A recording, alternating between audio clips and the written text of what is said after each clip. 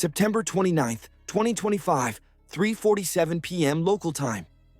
Eastern Caribbean Sea on the bridge of the U.S. CGC Hamilton. The radar screen blinks. A fresh ping. Clear. Quick. Not a small craft. Bearing 208, range 27 nautical miles. Speed rising past 20 knots. The contact gains power, flashing across the panel. Steel, not fiberglass. A Guy-class Venezuelan patrol vessel. No AIS, no radio hail, just diesel motors roaring louder with every minute. The bridge team leans in. This isn't normal. Not another drug smuggler chase. Combat Information Center. Confirms CPA under 10 miles in closing. Tension fills the deck because one thing is clear. This Venezuelan craft isn't drifting, it's hunting. The Combat Info Center sends the update to the bridge. New contact accelerating, CPA under 4 miles and shrinking, through binoculars. The gray outline sharpens against the horizon. Twin masts. Forward-mounted 76mm gun. Venezuelan Navy. No mistake. But the angle is worse than that. The patrol craft is sliding between the Hamilton and a small fast skiff. Already on the radar. Classic smuggler profile. The bridge officer calls it out.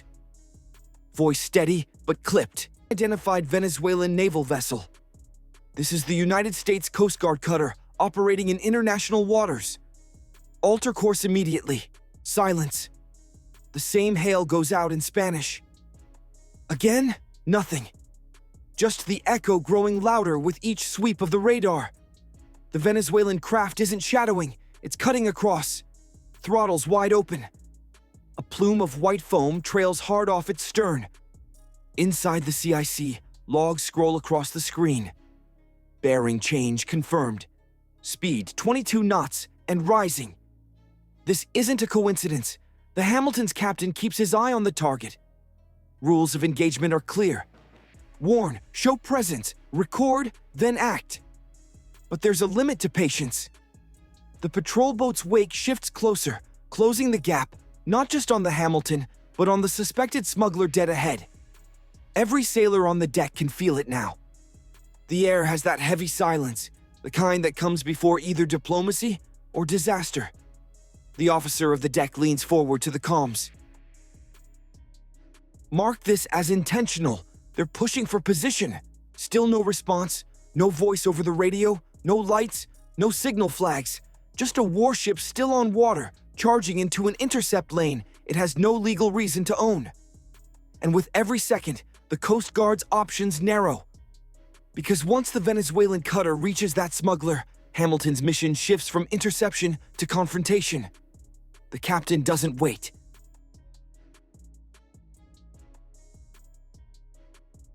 Prepare the over-the-horizon team. Launch the Dolphin. Get the RHIB wet. Orders roll through the ship like a charge. On the flight deck, rotors spin up. The MH-65 Dolphin's bright orange fuselage is unmistakable. A Coast Guard workhorse built for speed and eyes in the sky. Its FLIR turret warms to life.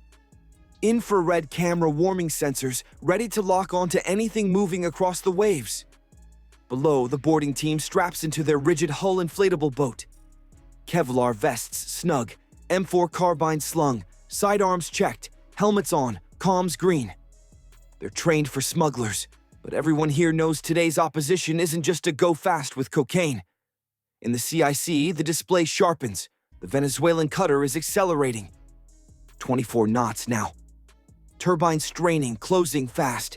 Its heading slices across the projected intercept of the RHIB.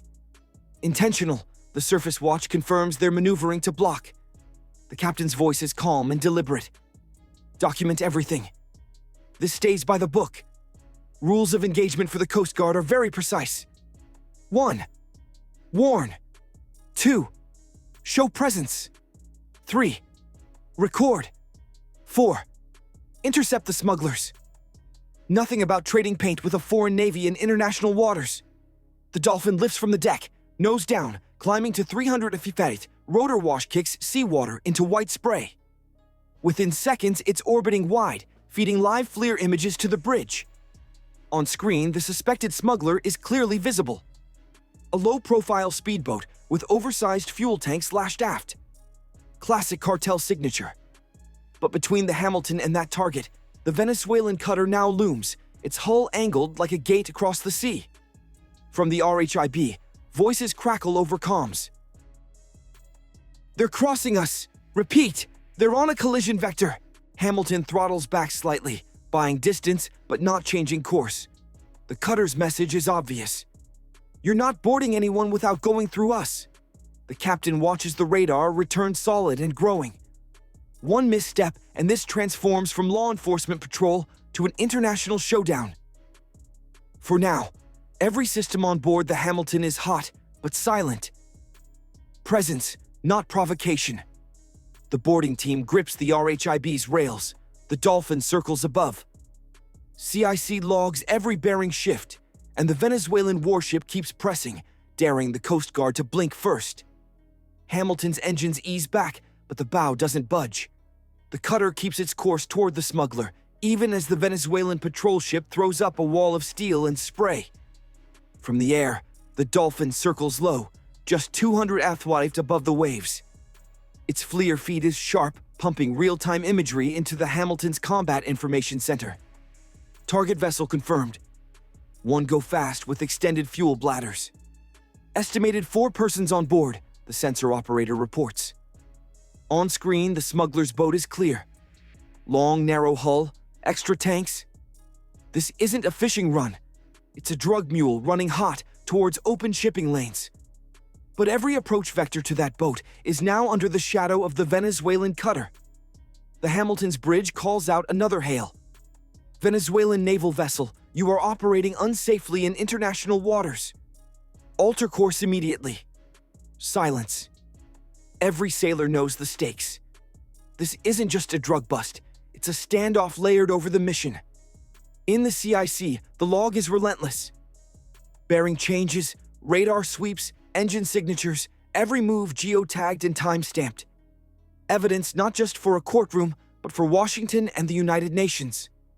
The Venezuelan ship holds its line, shadowing hard, but the smuggler is still in play, and Hamilton's not letting it go. On the water, in the air, and through the radar scope, the scene is balanced on a knife's edge. One maneuver away from chaos, the smuggler makes its break. Engines scream, the small boat bouncing hard across the swells. Bow pointed east towards the shipping lanes. The Dolphin reacts instantly. From 300 ft up, it banks hard, dropping a warning flare. A bright streak that cuts across the smuggler's bow. Standard Coast Guard procedure. Non-lethal, but impossible to ignore. The go-fast jolts. Crew scrambling. They know the rules of the game are over. With a helicopter above and a cutter closing in, there's nowhere left to run. Hamilton's RHIB roars forward, slamming across wide caps. Spray blinds, but the coxswain doesn't flinch. At 40 knots, the team closes the gap. Rifles down, but ready. U.S. Coast Guard, stop your vessel immediately. The shout carries over loud hailers, English and Spanish. This time it works. The smuggler throttles back. Wake dying off. The men on board raise their hands high. Seconds later, coasties are climbing aboard. Boots hit fiberglass weapons low. Eyes scanning. The suspects are compliant. Hands above their heads. Eyes wide with the realization that the chase is over. Below deck, it doesn't take long. Wrapped bundles stacked tight. Bales of cocaine, plus containers with chemical precursors. Fentanyl feedstock. Exactly what Southcom has been tracking for weeks. The boarding officer calls it in. Contraband confirmed, estimated weight over 1 ton. Over 1 ton.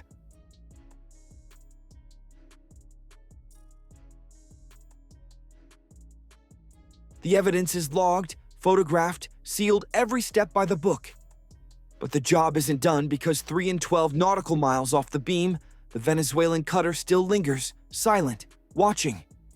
Its silhouette stays locked on radar, shadowing every move the Hamilton makes. Its presence is more than intimidation. It's a message. Back on the RHIB, the team scans the horizon nervously. They've got suspects in custody, but the real pressure is still out there in the form of that gray warship keeping station just close enough to matter. The Hamilton's captain knows it too. Every second the Venezuelan vessel refuses to break away, the danger of escalation lingers. What should have been a straightforward drug seizure has now turned into something much bigger. And nobody's sure yet how or when it's going to end.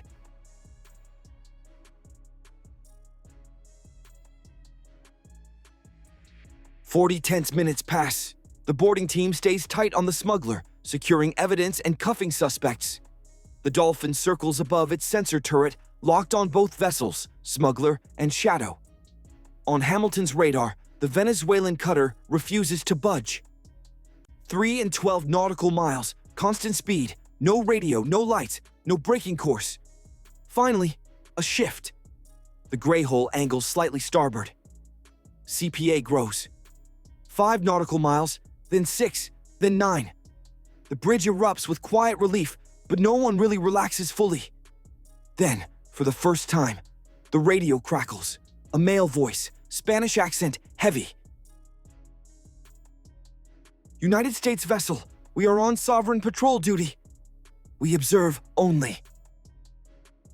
Hamilton's captain answers immediately, calm and clipped. "Your maneuvers were unsafe. All transmissions and movement have been recorded." No reply.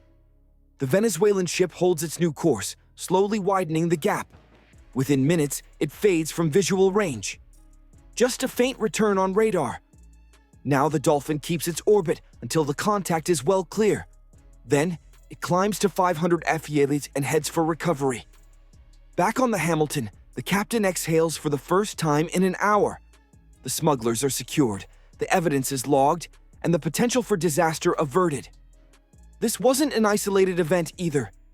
Just weeks earlier in early years, September 2025, U.S. Southern Command made headlines with a rare admission. 2 Venezuelan smuggling vessels had been kinetically neutralized in international waters.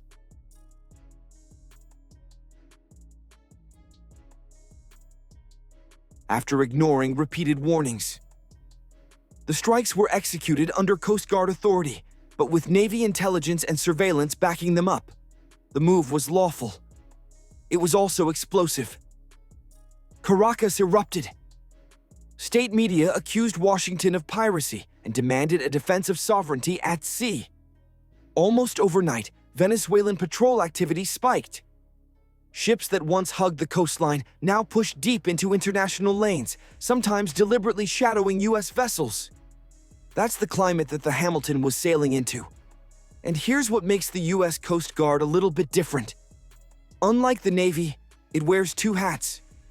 Under Title 10 of U.S. law, it's a military service. Under Title 14, it's also a law enforcement agency. That means a Coast Guard cutter can seize drugs, arrest smugglers, and present evidence in court while also operating shoulder to shoulder with destroyers and carriers. It's a unique role, and in the Caribbean, it's one of Washington's sharpest tools. For Venezuela, flexing its Gary-class cutters isn't about winning a fight. It's about pressure. It's about slowing down U.S. patrols, complicating missions, and sending a signal. You're not the only one watching these waters. For the Coast Guard, the job remains the same. Keep drugs off the streets, keep the patrol steady, and never let a single provocation derail the mission. Because the real war here isn't between the warships, it's between the smugglers and the law. What happened that afternoon in the Caribbean is a perfect reminder of how thin that line really is. On paper, Hamilton's mission was simple: intercept a smuggler. In practice, it became a chess match against a foreign Navy ship. Both sides maneuvering inches from escalation. That's the Coast Guard's world. So, here's today's question for you. Should the U.S. expand Coast Guard patrols after the September strikes? Or does showing restraint keep the Caribbean safer?